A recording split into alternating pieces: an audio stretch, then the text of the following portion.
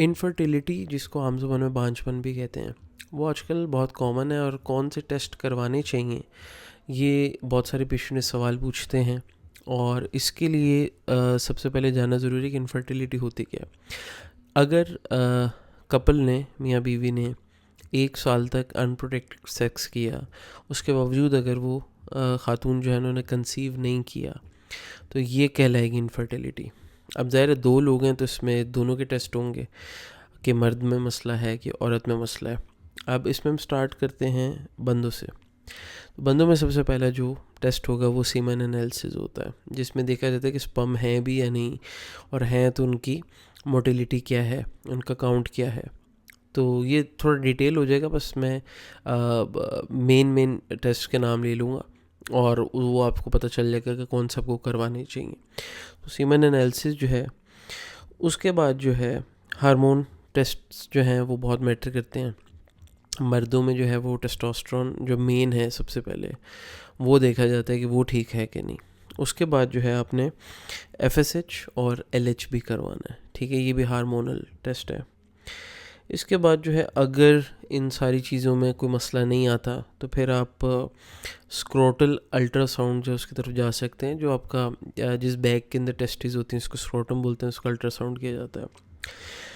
अच्छा, इसके बाद ख़वातीन का जो टेस्ट हैं, ख़वातीन के टेस्ट जो हैं वो थोड़े से ज़्यादा हैं, लेकिन जो सबसे ज़रूरी हैं, जो आपका सबसे इम्पोर्टेंट टेस्ट है जो बताएगा कि आपके एग्स हैं, यानी एग होगा तो बेबी होगा, तो एग जो है वो है या नहीं, तो वो टेस्ट आपका होता है AMH, इसको बोलते हैं एंटी म्यूलरन हार्मोन।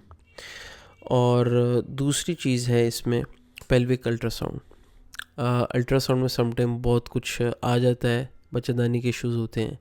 तो पहली चीज़ तो ये होनी चाहिए कि आपका साइकिल ठीक चल रहा है कि नहीं। अगर साइकिल ठीक है उसके बाद ये टेस्ट होते हैं, साइकिल में इशू है तो फिर आपको एस्ट्राडियोल भी करवाना चाहिए, ठीक है। और इसके अलावा जो हार्मोनल 2 बड़े इंपॉर्टेंट टेस्ट हैं ख़वातीन के लिए, वो थायराइड है और प्रोलैक्टिन है।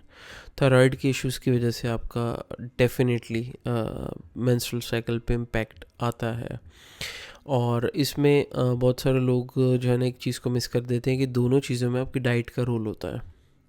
और अगर तो एनेटमिकली आप में कोई इशू नहीं है, सारे आपके जो पार्ट्स हैं उसमें कोई इशू नहीं है और वो प्रेजेंट हैं, तो फिर इसके बाद अगला स्टेप आता है टेस्ट्स का।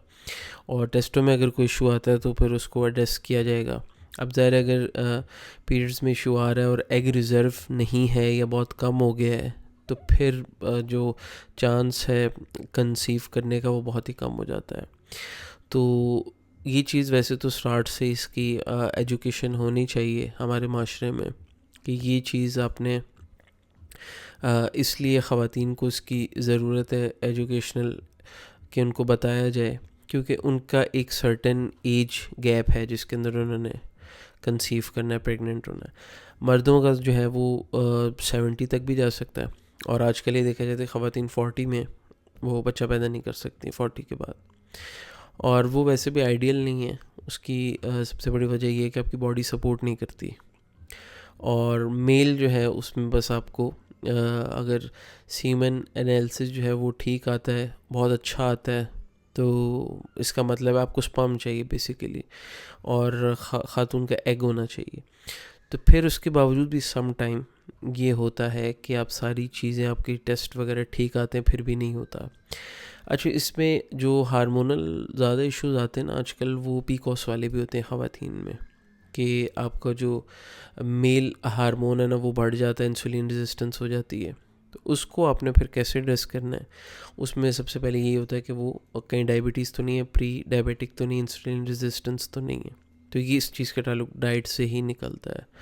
तो बाकी हर टेस्ट जो है इसमें कोई इशू है तो उसकी मेडिसिन भी है और उसकी डाइट भी है। अब वो डिपेंड करता है कि आपका क्या इशू है। तो हर इशू अलग है, हर आप किसी एक का मसला देख के और उसका इलाज देख के वो अपने ऊपर अप्लाई नहीं कर सकते। हर बंदे का डिफरेंट सिस्टम वर्क करता है।